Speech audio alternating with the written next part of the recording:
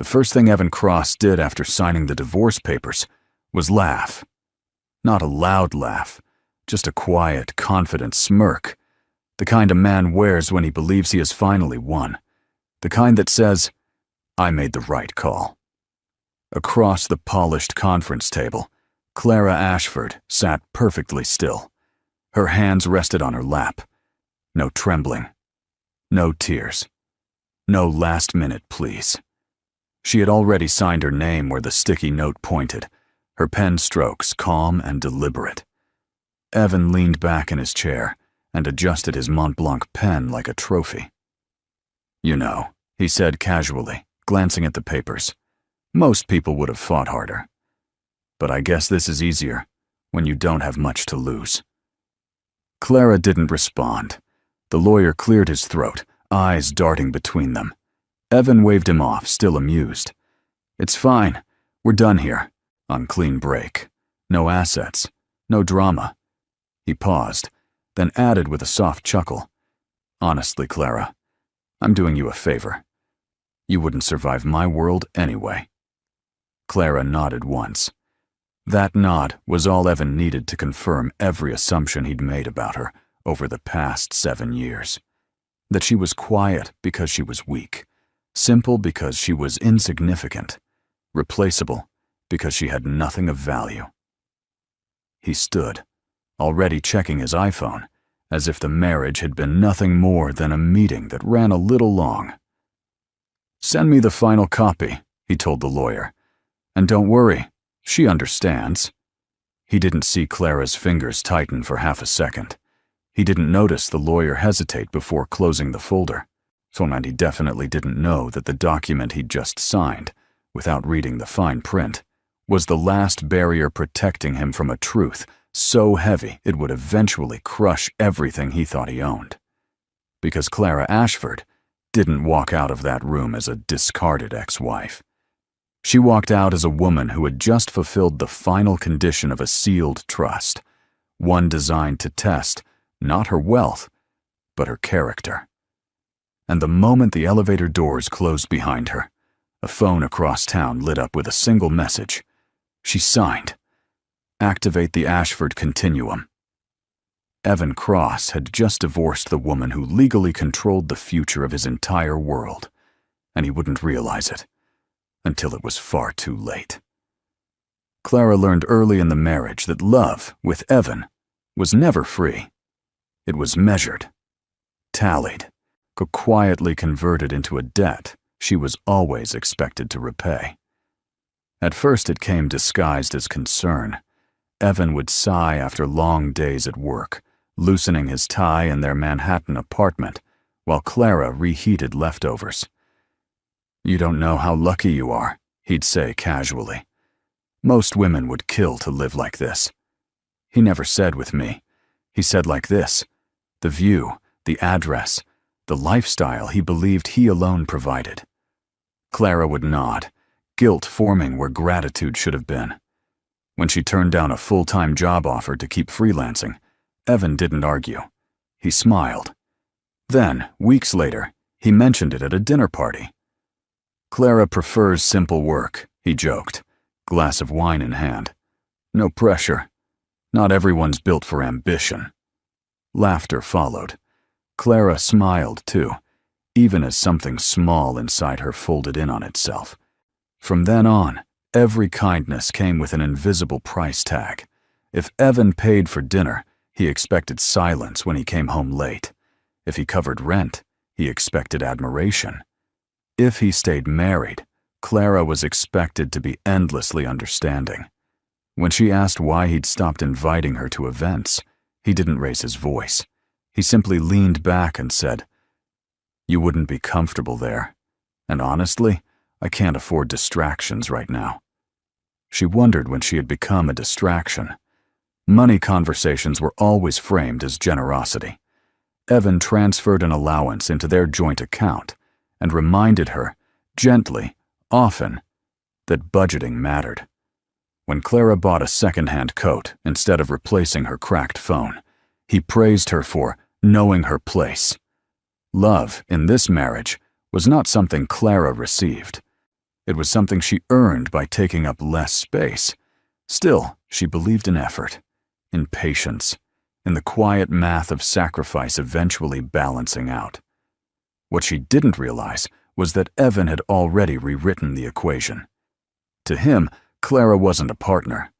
She was an expense that no longer justified itself. And when a man starts seeing love as a liability, he doesn't ask how to fix it.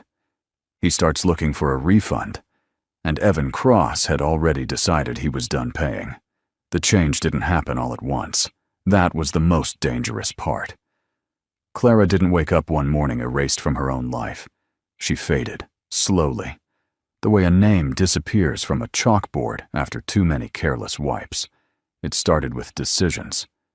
Evan stopped asking what she thought, about travel plans, about investments, about weekends.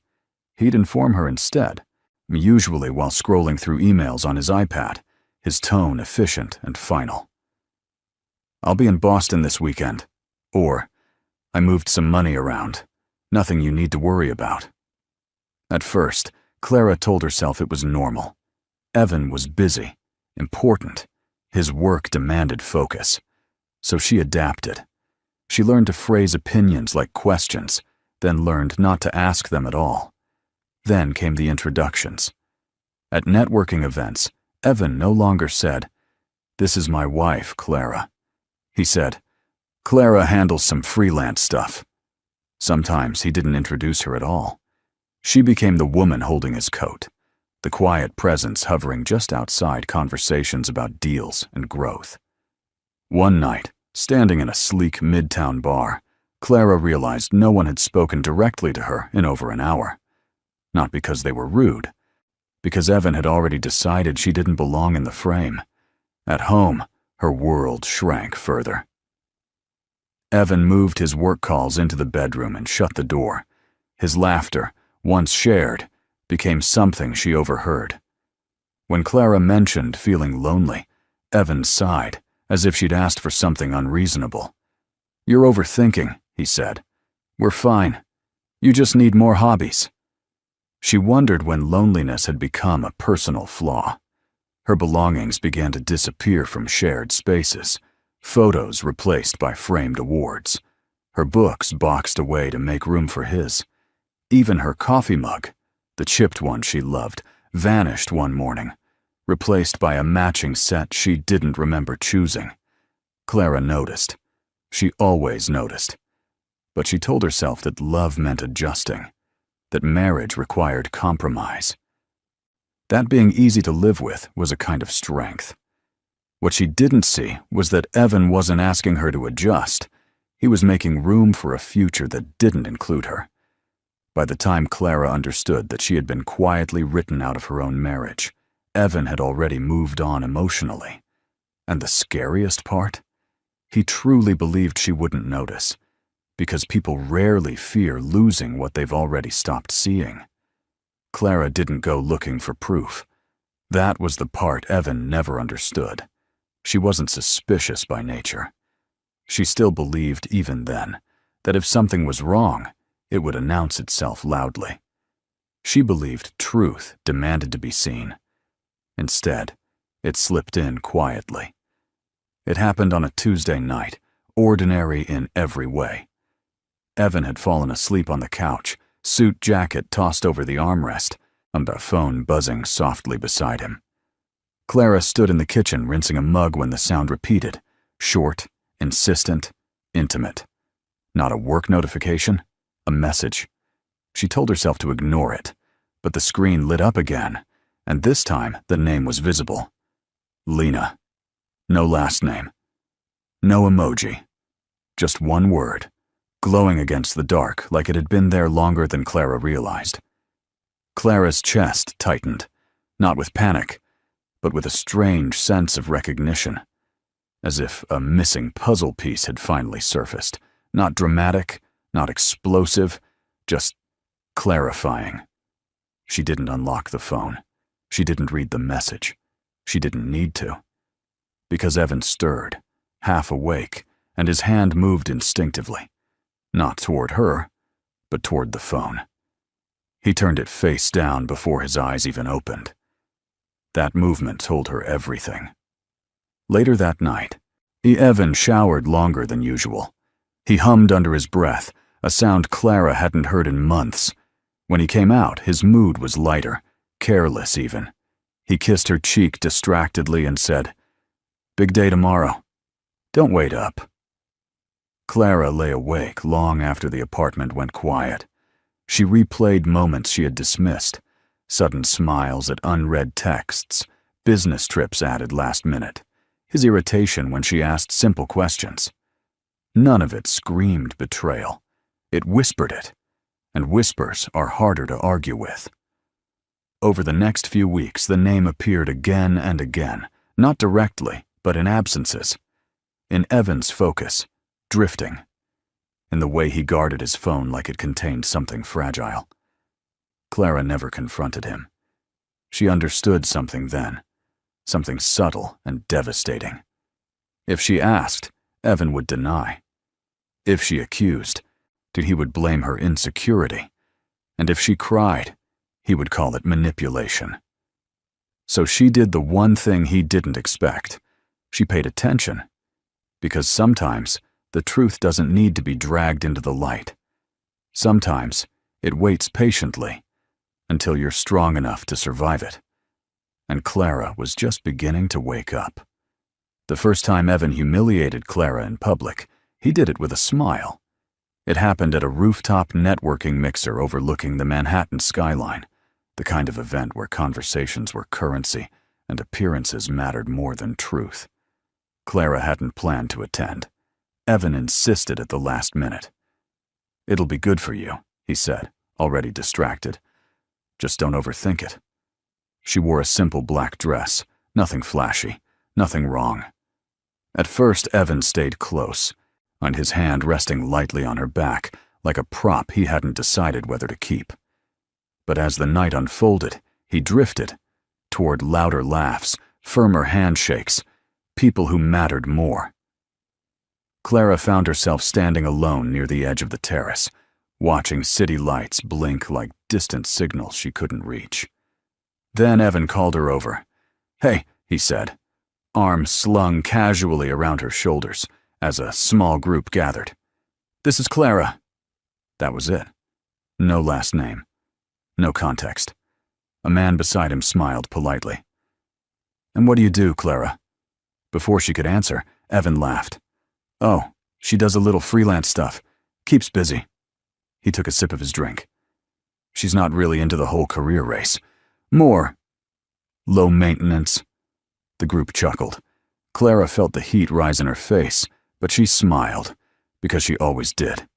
Because correcting him would have felt like causing a scene. Someone added, "Must be nice, not having that kind of pressure." Evan nodded. "Exactly. We can't all be driven, right?" The words landed softly, but they cut deep. A woman nearby glanced at Clara with something like pity, then quickly looked away.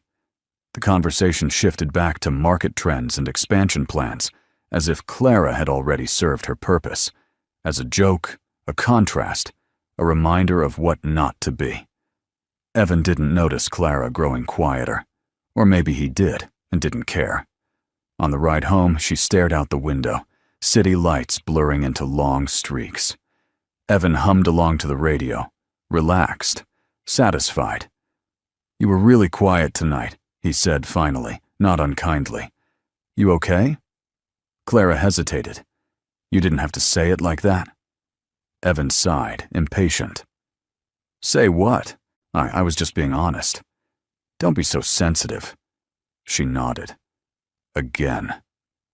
But something had shifted, because that night, Clara understood the truth with painful clarity. Evan wasn't unaware of her value. He was deliberately lowering it, one audience at a time. And soon, he would do it in front of the wrong people. Evan didn't plan the divorce conversation the way most people do. There was no build-up, no warning, no heavy silence before the storm. He treated it like an errand. Clara was in the kitchen when he brought it up, slicing lemons for tea, the late afternoon sun slanting through the windows of their apartment. Evan leaned against the counter, scrolling through his phone, his tone casual, almost bored. "I talked to a lawyer today," he said. "We should get divorced." The knife slipped, just slightly. Clara steadied it with her thumb before it could fall. She waited for more. An explanation. A reason. Something human. Evan finally looked up, surprised by her silence. "I mean, it's been obvious for a while, hasn't it?" He shrugged. "We're not compatible anymore. You want simple. I need more." More what? Clara wanted to ask. More admiration? More silence? More people who wouldn't question him? Instead, she said quietly, "When did you decide this?"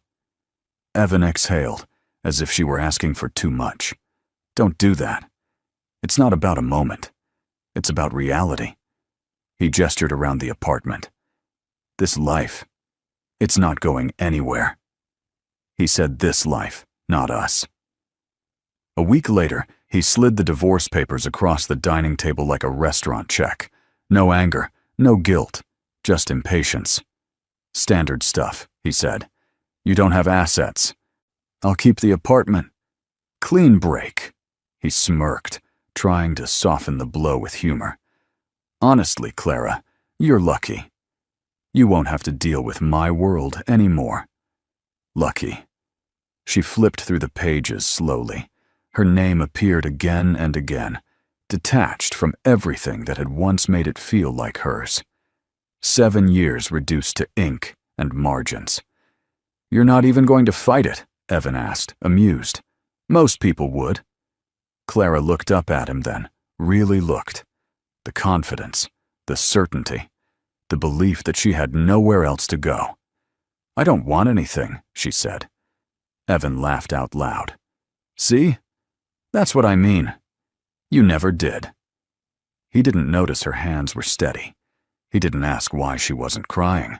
He didn't wonder what someone truly empty might still be holding back.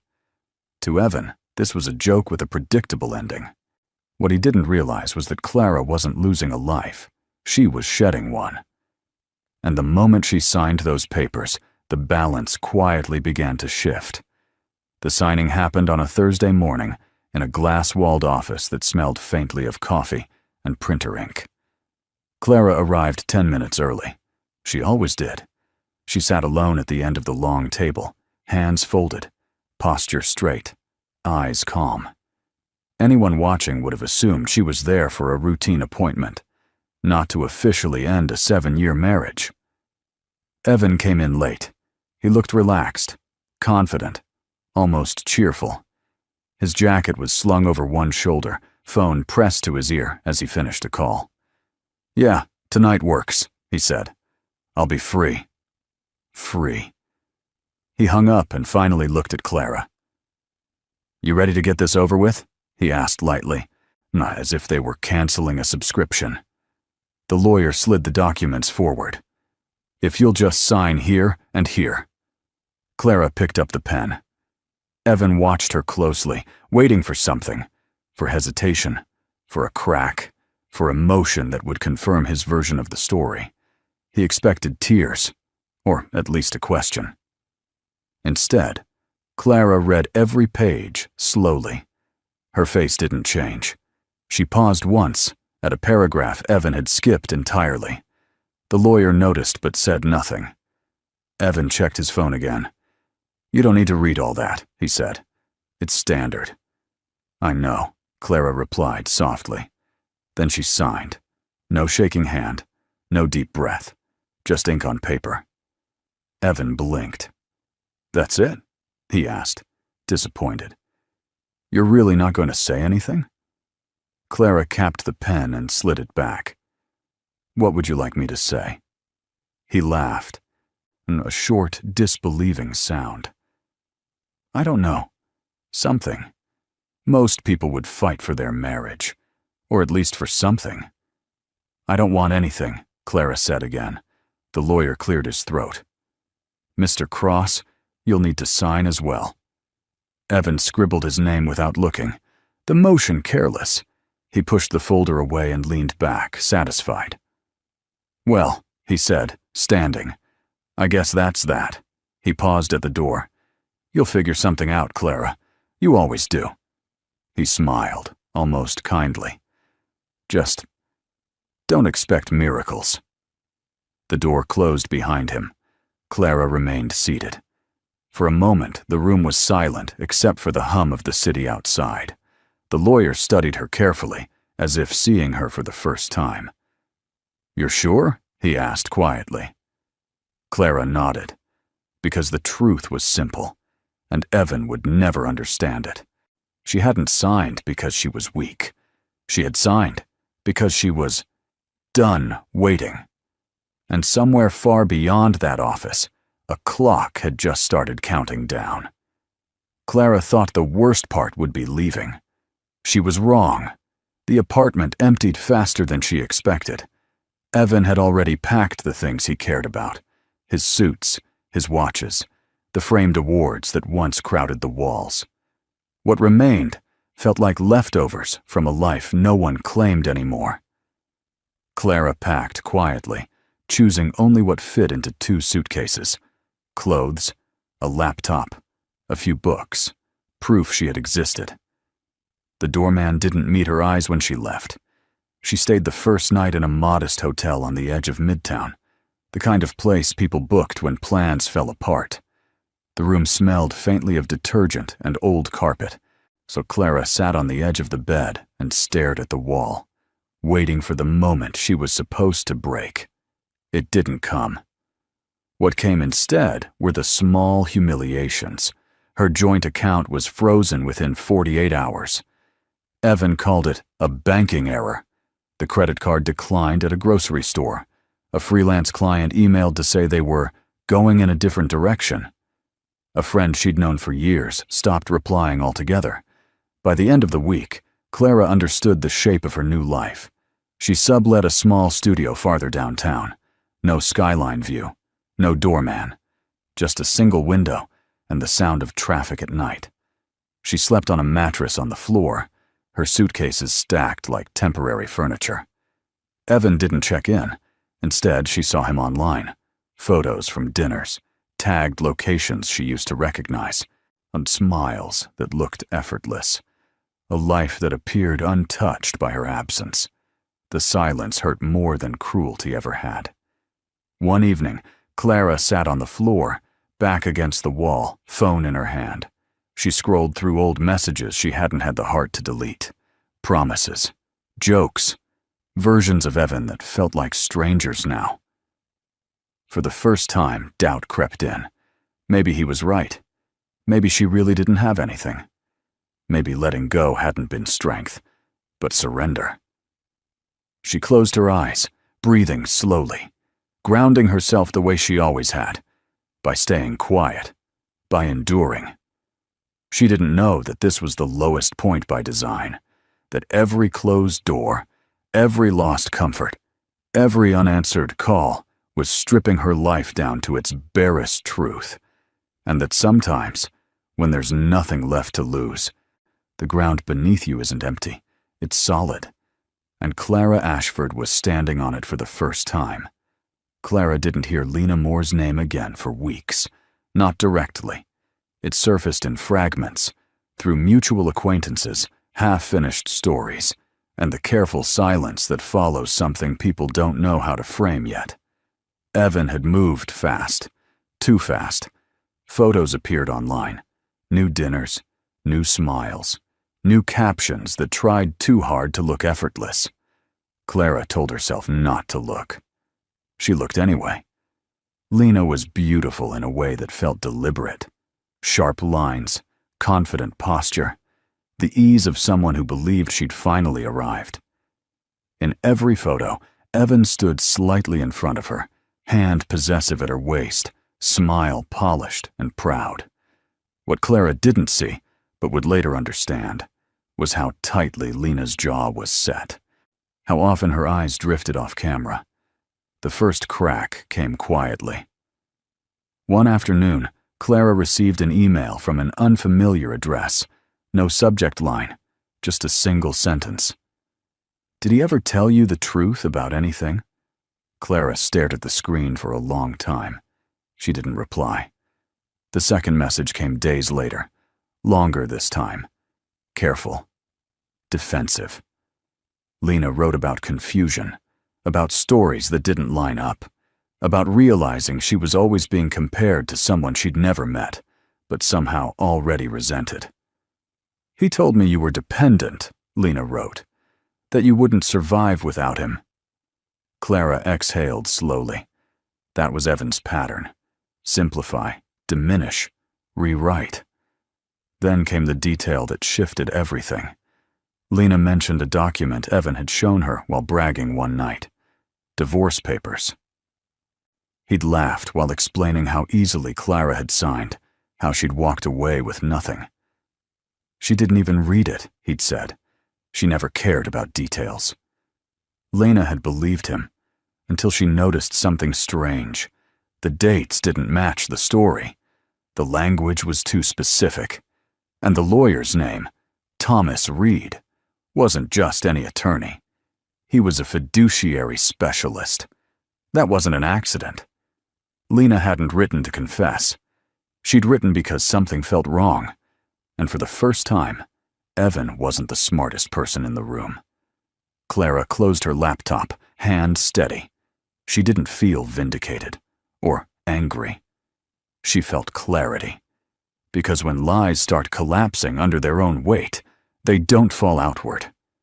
They fold inward, crushing the person who built them. And Evan Cross was about to discover that the story he told everyone wasn't unraveling because of Clara. It was unraveling because the truth had finally found a witness. And witnesses, once awakened, don't stay silent. The meeting didn't feel dramatic. That was what unsettled Clara the most. Thomas Reed's office was quiet, understated, tucked inside a stone building near Wall Street that looked like it had been there longer than ambition itself. No glass walls, no branding, just thick folders, soft lighting, and the kind of silence that carried weight. Thomas was already seated when Clara arrived. He stood when he saw her, not hurried, not emotional, just respectful. "You've grown," he said gently. Clara blinked. "You knew me?" He nodded. "Since you were 17. That was the first moment her breath caught. Thomas didn't rush. He poured water, slid a single folder across the desk, and waited until she touched it. "Your mother trusted process," he said. "Not people. Especially not people." Inside the folder were documents Clara had never seen. Letters, amendments, conditions written in her mother's careful handwriting. The Ashford Continuum Trust had never been locked because Clara was irresponsible.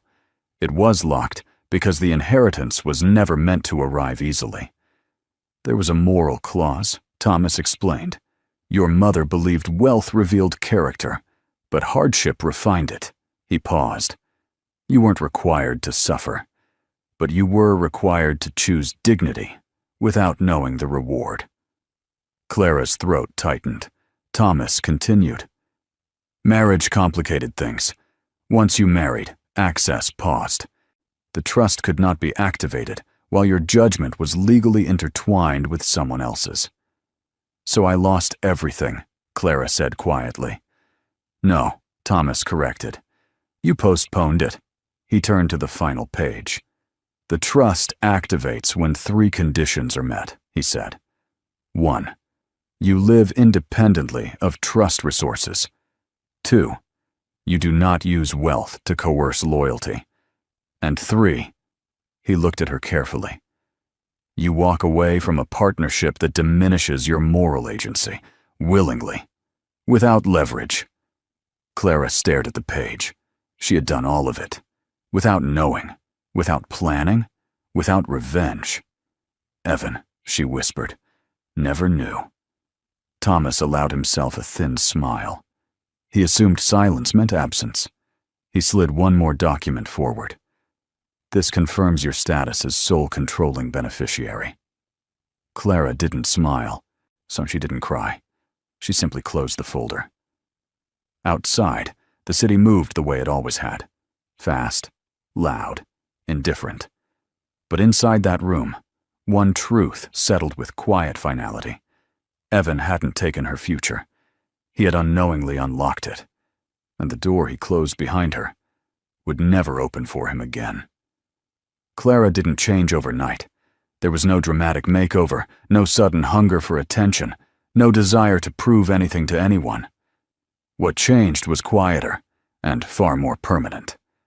She started by reclaiming small choices. She moved into a temporary apartment overlooking a narrow street downtown, the kind where mornings began with the sound of delivery trucks and evenings ended with warm light spilling from bookstore windows.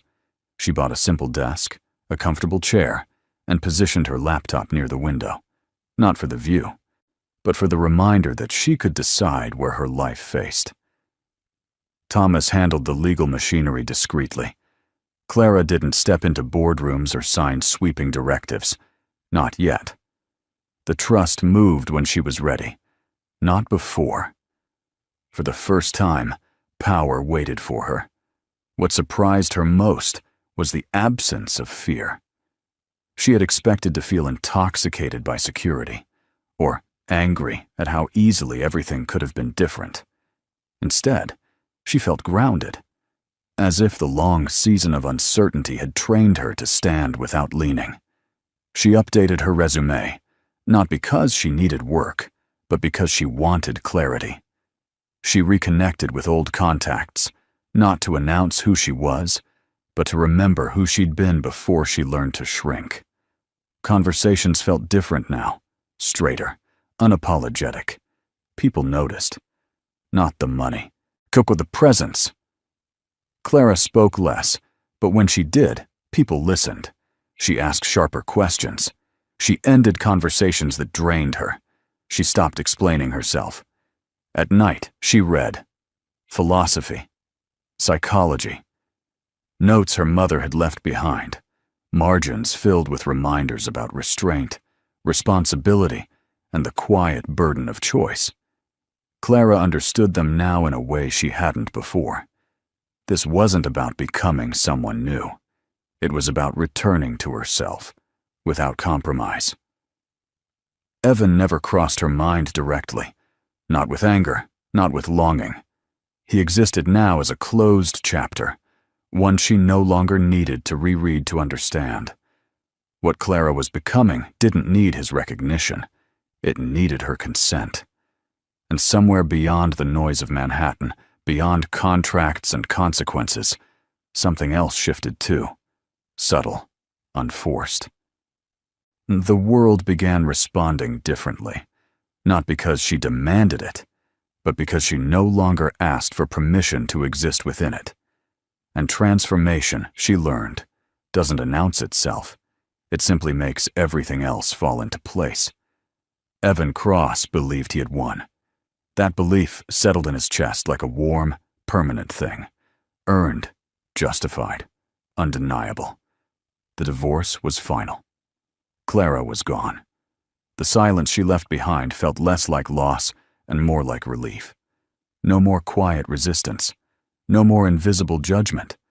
No more woman reminding him of the parts of himself he preferred not to examine.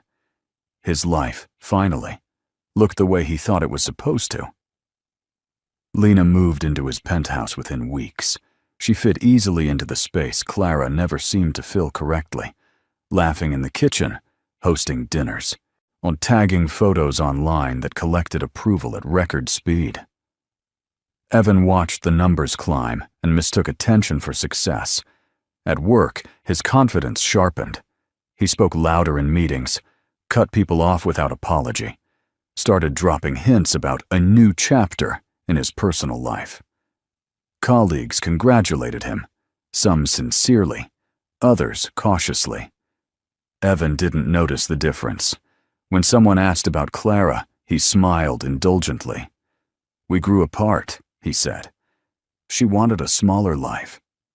The way he said it made the story feel settled. Final. True enough. He proposed to Lena at a private restaurant overlooking the river, convinced the gesture would cement everything: his status, his choices, his future. She said yes after a pause that Evan chose not to see. He posted the announcement the same night. The response was immediate. Applause, messages, validation.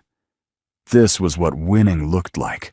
And yet, beneath the celebration, small fractures began forming. Lena asked more questions than Clara ever had. About finances, about lawyers, about the details Evan brushed aside. He laughed them off, calling her cautious, calling it smart. But her eyes lingered when his answers didn't land. At night, Evan slept restlessly. He dreamed of meetings he was late to, documents he couldn't find, doors that wouldn't open no matter how hard he pushed. He woke irritated, blaming stress, ambition, the cost of being a man with momentum. He never considered that momentum could be borrowed. Because to Evan, this new life felt earned. He had traded down, then up. He had removed the obstacle. He had chosen correctly. So when the first unexpected invitation arrived, embossed and formal, Evan didn't question it. He smiled. Because winners didn't question good fortune. They assumed it belonged to them. And Evan Cross had no idea his victory lap was leading him straight toward the reckoning he thought he'd escaped. The invitation arrived on thick, cream-colored cardstock, slipped beneath Evan's penthouse door like a promise. He noticed it immediately, not because of the name printed on the envelope, but because of what it signaled: the weight, the texture, the subtle embossing that spoke to rooms he'd spent years trying to enter. This wasn't another industry mixer or a charity dinner begging for donations. This was access. "Looks important," Lena said, picking it up before he could. She turned it over, eyebrows lifting. The Ashford Continuum Annual Gala. Evan paused. The name stirred something distant and irritating, and like a word he almost remembered but didn't care enough to chase. "Never heard of it," he said, shrugging. "Probably some legacy fund trying to stay relevant." Still, he took the card back and read the details carefully. The venue made his breath hitch. The Plaza Hotel, 5th Avenue, black tie. Invite only. He smiled. By the end of the day, Evan had convinced himself the invitation was proof of his ascent. Someone important had noticed him. Someone powerful had decided he belonged in the room. He forwarded the details to his assistant and told her to clear his schedule. "This one matters," he said. In the days leading up to the gala, Evan felt a familiar rush, the anticipation he lived for. He ordered a new tux, updated his watch, rehearsed introductions in his head. He imagined the conversations, the handshakes, or the moment someone would say his name with interest instead of courtesy. Lena prepared too, though more quietly. She asked questions Evan brushed aside. "Do you know who runs the fund?" she asked once. "Does it matter?" he replied. "If they invited me, they know who I am." That was the lie he needed to believe. On the morning of the event, Evan stood before the mirror, adjusting his cufflinks, confidence settling into place. He looked successful, desired, untouchable. He had no idea the invitation wasn't a reward. It was a summons. Because the Ashford Continuum didn't gather people to celebrate them. It gathered them to observe. And somewhere within the marble halls of the plaza, a seat had been prepared, not for Evan the winner, or Evan the fiancé, or Evan the man who thought he'd outgrown his past, but for Evan Cross, the mistake. And then tonight, the room would remember what he had chosen to forget. The ballroom at the Plaza Hotel glowed with quiet authority. Crystal chandeliers cast warm light over marble floors, and the air carried the soft hum of money speaking to money. Evan moved through the room with practiced ease, Lena at his side, greeting faces that mattered, or might one day matter. He felt at home here. This was his element. Then the room shifted. It wasn't loud. There was no announcement at first. just a subtle change in attention, like a current pulling every gaze toward the same point. Conversations thinned, laughter softened, heads turned. Evan followed the movement instinctively. She stood near the entrance, unhurried, dressed simply but impeccably. No dramatic jewelry, no statement gown. Just quiet confidence, from the kind that didn't ask to be noticed because it expected to be understood. Clara Ashford. For a moment, Evan's mind refused to place her here. This room didn't belong to her, not anymore, not ever, if his version of the world was correct. He told himself it was coincidence, a +1, a mistake. But the way people approached her told a different story. They didn't introduce themselves. They greeted her. A man Evan recognized from finance shook her hand with deference.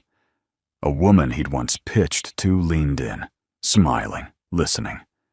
Clara moved with ease, answering questions without explanation, her presence calm and unforced. Lena noticed first. "That's your ex-wife," she whispered, confusion tightening her voice. "Why does everyone know her?" Evan swallowed. They don't. But even as he said it, he saw Thomas Reed cross the room and stop beside Clara, speaking quietly, respectfully. Clara nodded once. Then the host stepped onto the stage.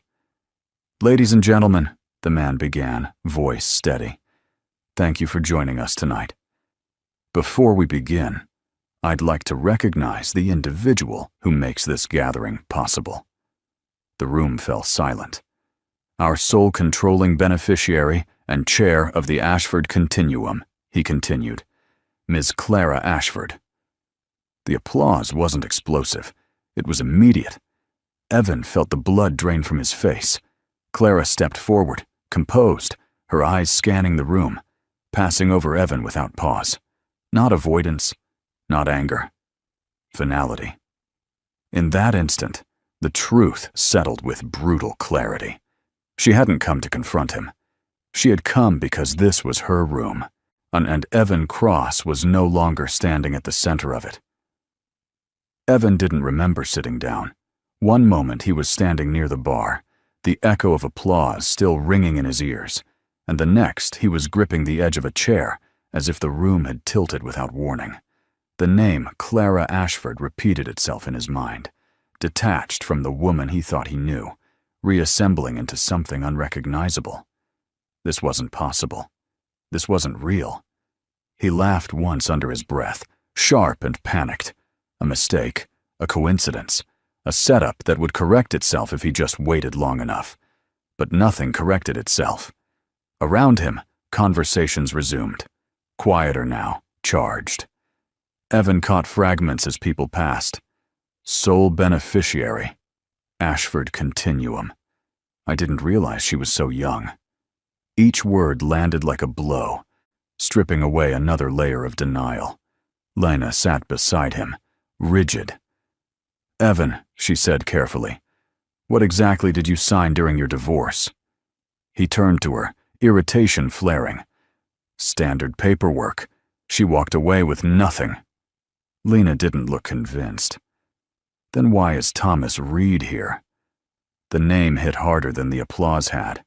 Evan scanned the room and saw Reed speaking with two men he recognized from regulatory circles, people who didn't attend galas unless decisions were being shaped.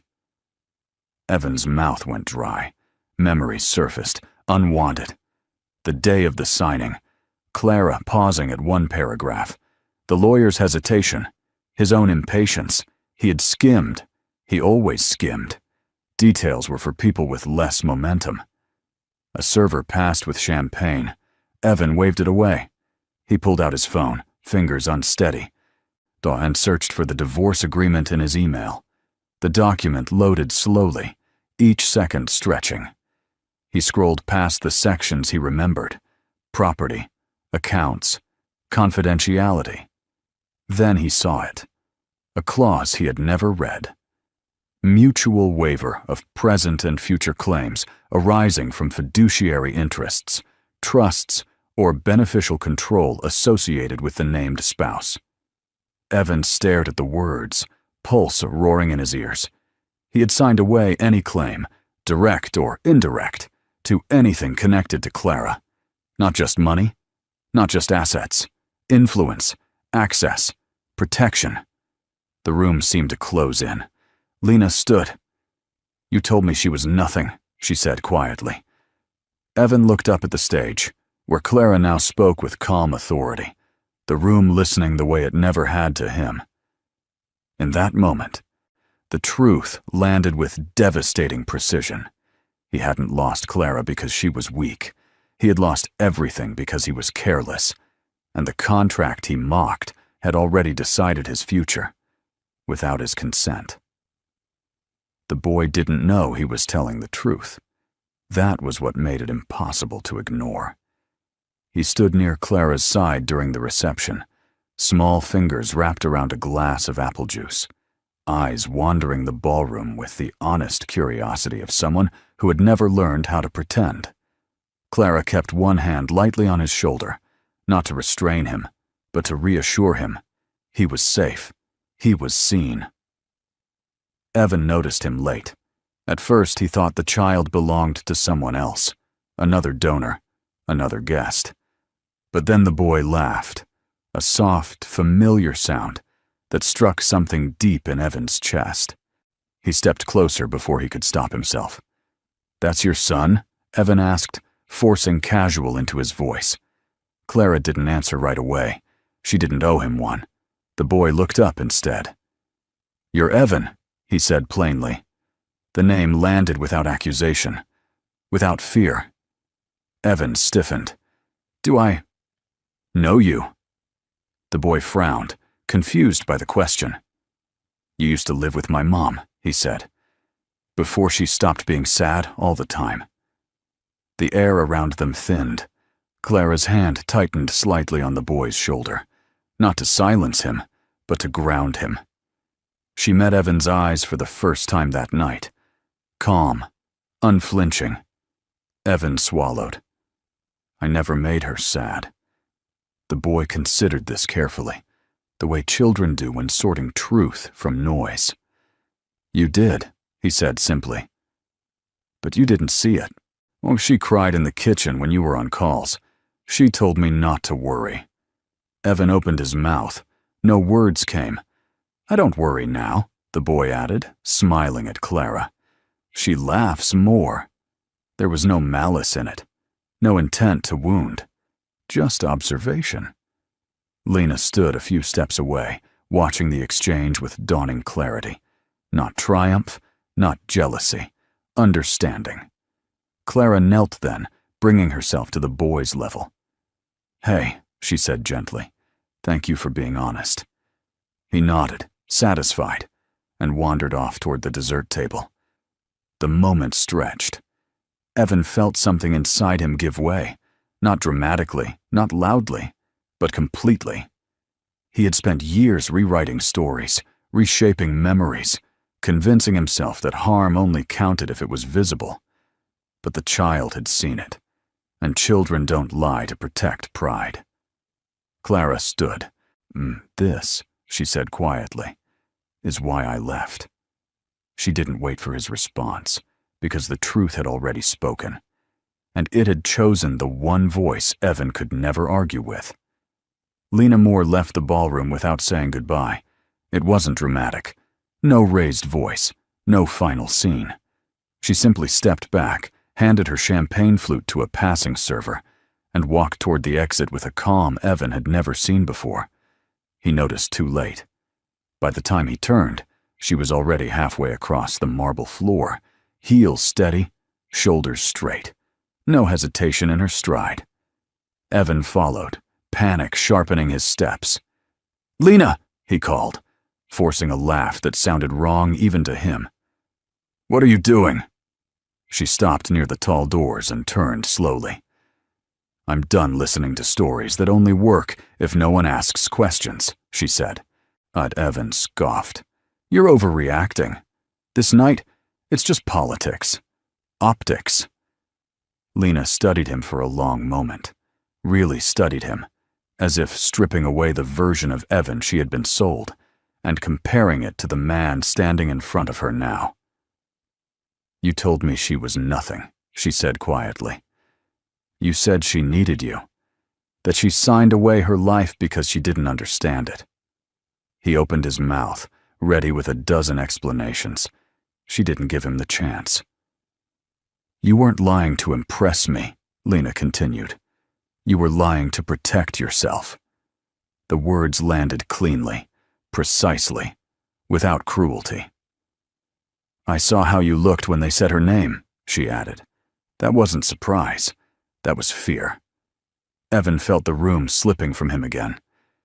"You don't know what you're talking about." "I do," Lena said, "because I recognized it. It's the same look you give when someone gets too close to the truth." She glanced back toward the ballroom, where Clara stood surrounded by quiet respect, unbothered, unperforming. "She didn't take anything from you," Lena said. "You handed it over because you thought it didn't matter."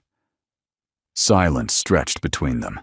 Lena reached up and removed the ring Evan had placed on her finger weeks earlier. She set it gently on the small table by the door. "I won't be your proof of success," she said, "and I won't be your shield." Then she turned and walked out. Evan stood frozen, the weight of the ring heavier than it should have been. For the first time, there was no one left to blame. No woman to rewrite. No narrative to control. Because when even the person who benefited from the lie walks away, what remains is the truth.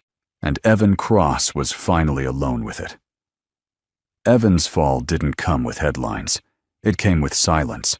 The Monday after the gala, his calendar looked full, but his phone stayed quiet. No congratulatory messages, no follow-up meetings. The invitation that had once felt like a crown now read like a warning he'd ignored too late. At the office, things felt different. Conversation stopped when he approached. A meeting he'd led for years was reassigned without explanation. His assistant avoided eye contact, forwarding calls instead of patching them through. When Evan asked about a delayed contract, his manager offered a tight smile. "The board wants to reassess," he said. "Risk management." Risk, the word echoed. By Wednesday, reassessment became distance. Distance became exclusion. Evan learned through a third party that a key partnership had quietly dissolved. No accusation, no drama, just a polite withdrawal. The kind reserved for people no longer worth defending. He tried to laugh it off, told himself it was temporary. That momentum always slowed before accelerating again. But momentum doesn't return when trust is gone. That evening, Evan sat alone in the penthouse that suddenly felt too large. Lena's things were gone. The ring still sat where she'd left it, untouched, accusing in its stillness. He poured a drink and stared out at the skyline he once believed reflected his importance. It didn't. Emails arrived, carefully worded, professionally distant. Invitations rescinded. Committees restructured. His name slipped lower on lists that once opened doors without effort. He finally called Thomas Reed. The call went to voicemail. Evan drove instead, desperation tightening his chest. Reed's assistant met him in the lobby and didn't invite him upstairs. "Mr. Reed has no business with you," she said calmly. "He never did." The truth settled with a weight Evan couldn't outrun. He hadn't been pushed out. He had been deemed irrelevant. By the end of the month, his role was eliminated as part of a strategic realignment. The severance was generous, but useless. Money without access. Time without influence. A name people remembered only in the past tense. Evan sat in the quiet that followed, replaying every moment he'd dismissed. Every pause, every signature, every warning he'd mistaken for weakness. This was the part no one applauded. The slow understanding that nothing had been taken from him unfairly. He had traded it all away. And the world, having finished with him, moved on without a glance back. Clara didn't celebrate Evan's fall. By the time his name began to disappear from conversations, she had already moved on.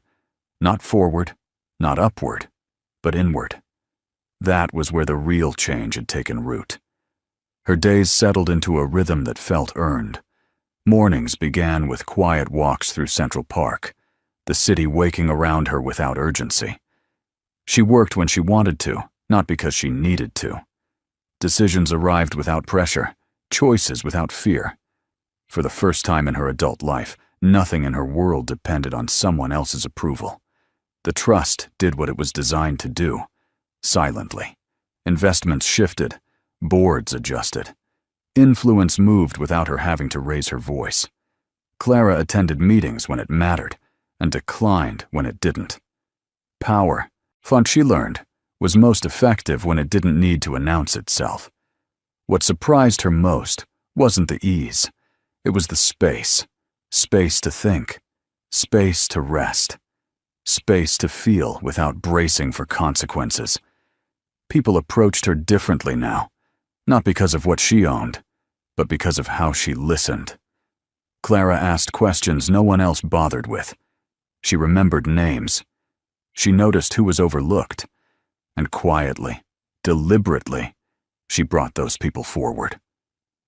One evening, after a long charity board session, Clara found herself lingering on the steps outside the building. The city lights reflected off wet pavement, soft and blurred. Thomas Reed stood beside her, hands in his coat pockets. "You did this the hard way," he said. Clara smiled faintly. It was the only way that felt honest. Someone approached then, not a stranger, not a savior, just a man who had worked with her on a project months earlier, thoughtful, steady. He spoke to her without assumption, without performance. When he asked if she'd like to have dinner sometime, there was no urgency in his voice, only interest. Clara said yes, not because she needed companionship, not because she wanted to prove she was chosen again, but because she wanted to choose. That was the reward no one could take from her, not the wealth, not the access, not even the quiet satisfaction of justice. The reward was agency. And as Clara walked home that night, the city opening around her like a promise instead of a test, she understood something with gentle certainty. She hadn't endured all of it to win. She had endured it to become free. And freedom, once claimed, never asks for permission again. A year later, Evan Cross passed through Manhattan like a ghost no one noticed. He still lived in the city, though not in the skyline anymore.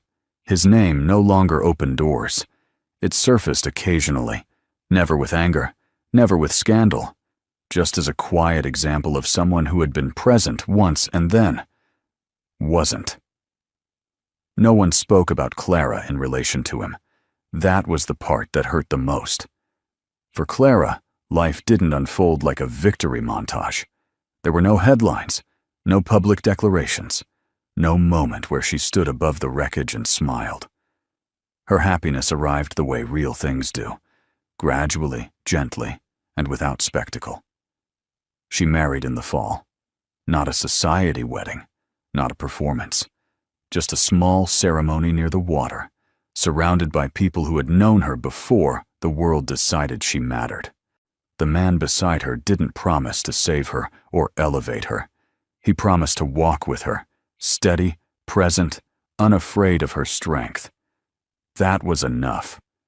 The boy held her hand during the vows, grinning as if he'd always known how the story would end. When Clara laughed, it wasn't restrained or cautious anymore. It was full, unfiltered, real.